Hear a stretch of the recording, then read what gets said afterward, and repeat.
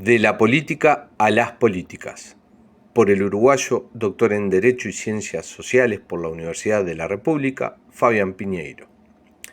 El auge de la especialización y de las especialidades ha derivado en una hiperfragmentación de lo real que obtura muchas veces la captación y la comprensión de lo general.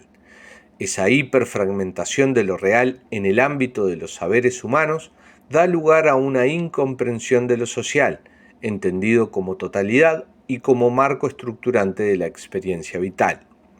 El espacio social es fragmentado, loteado, con el ánimo de facilitar su captura cognitiva.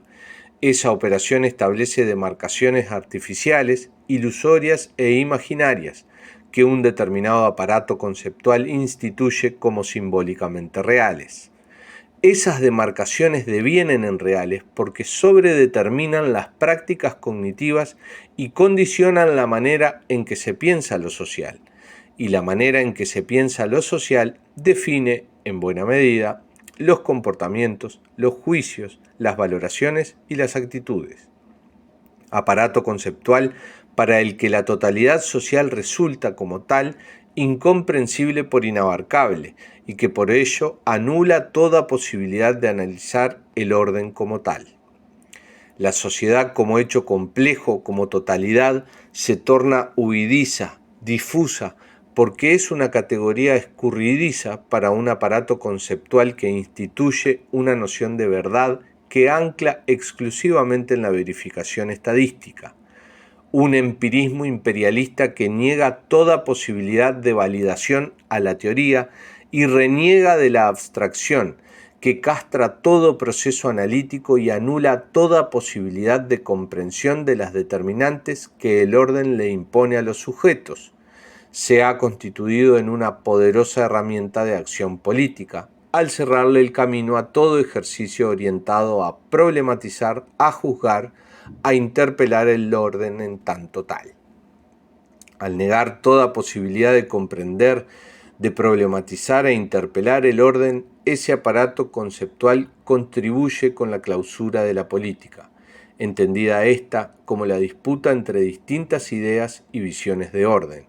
Constituye, por tanto, una poderosa herramienta para las élites dominantes. Ese aparato conceptual no es, por ello, neutral en términos políticos. Ese aparato mental que le da forma a un conjunto de lecturas de lo real y a una construcción de sentido que sirve a los efectos de validar el orden vigente y que niega toda posibilidad de discutir el mismo. Anula a la política, obtura los debates y los contenciosos. Esa hiperfragmentación de lo social anula toda posibilidad de comprensión de las dinámicas determinativas generadas por el orden.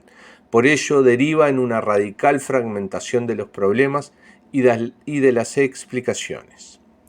Esa fragmentación de las explicaciones libera al orden de toda responsabilidad.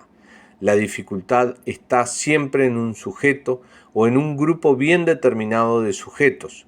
Por tanto, el problema no está en el orden. De allí que no sea este el que tenga que ser modificado.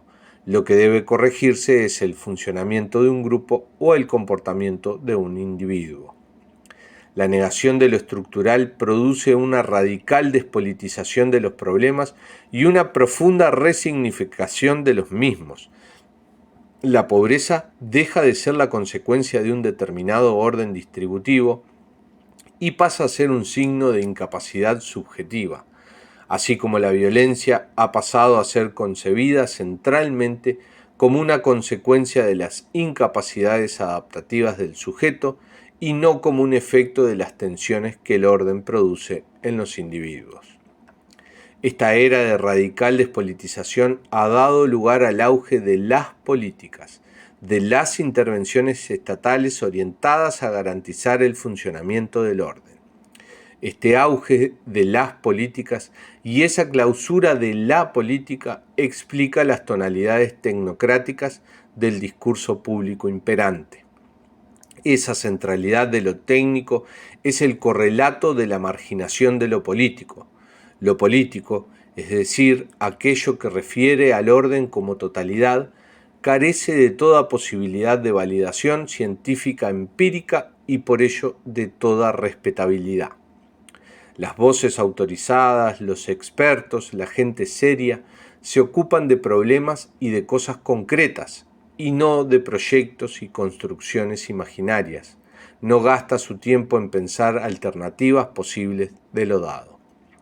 Esa clausura de lo político, esa radical despolitización, es lo que precisamente determina el auge de las políticas, entendiendo por tales a los planes y programas concretos orientados a resolver las distintas disfuncionalidades. Esas intervenciones procuran la resolución del problema, entendiendo por tal a la disfuncionalidad. Por ello, requieren de una determinada construcción del problema que vele las circunstancias determinativas derivadas del orden. Esas intervenciones tienen por objetivo asegurar que todo siga funcionando, es decir, que los individuos vuelvan a comportarse como el sistema espera que se comporten, como el orden requiere que se comporten, como a la clase dominante le interesa que se comporten. Como la negación de lo estructural es un rasgo inherente de las políticas, sus intervenciones son siempre fragmentadas y fragmentarias. Un sujeto, un cuerpo, es a la vez, en muchos casos, objeto de varias políticas, de varias intervenciones. Todas ellas tienen por finalidad hacer que los sujetos toleren lo intolerable, porque el sistema es humanamente intolerable, porque la presión que le impone a los individuos es, por momentos, insoportable. Esa parcelación de lo real, esa despolitización de los problemas y esa fragmentación da lugar, paradojalmente, a una colección de entes abstractos que constituyen los objetos sobre los que se despliegan las políticas y las intervenciones. Así se instituyen objetos tales como la hiperactividad, los problemas de conducta, de aprendizaje, pensados y abordados como si ese niño fuera distinto de aquel que padece los estragos de la pobreza generado por un orden distributivo injusto, o no fuera el mismo que aquel que integra una trama familiar estresada en extremo por un orden que impone excesivas cargas y exigencias y que casi nunca cumple con las promesas con las que induce a esos esfuerzos. Lo mismo acontece con toda una amplia gama de asuntos, los problemas de salud mental, de convivencia, de las adicciones, las violencias, todas cuestiones que requieren un abordaje desde las políticas públicas fundadas en sólidas evidencias científicas, derivadas de absurdas operaciones lingüísticas e inconsistentes construcciones epistemológicas, las que se desarrollan en base a la negación del hecho evidente de que el sujeto habita y existe en cuanto tal en el marco de una trama compleja de relaciones y procesos productores y producidos a la vez por un orden político, económico y cultural bien determinado.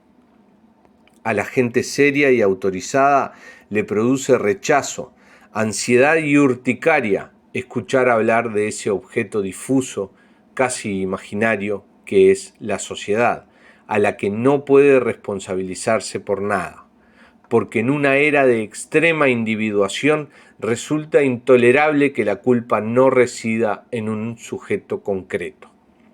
Pero nada es más real que ese conjunto de interacciones y procesos que organizan la totalidad de la experiencia vital y que le dan forma a un orden al que muy autorizados discursos le niegan casi todo estatuto de realidad, al descomponerlo en una serie continua de vínculos y relaciones voluntarias trabadas por individuos libres. Se vela así la dominación y la explotación y las consecuencias dramáticas, trágicas, terribles de la opresión. Por ello, resulta indispensable que se asuma que la manera en que se definen los dramas de los hombres y de las mujeres constituye una cuestión eminentemente política. De allí la importancia de que se entienda el sentido político que tienen determinadas explicaciones y la relevancia que posee el que se comprenda que lo que buscan ciertas lecturas de lo real es legitimar un conjunto de intervenciones de política pública que tienen por norte hacer que los sujetos toleren lo intolerable.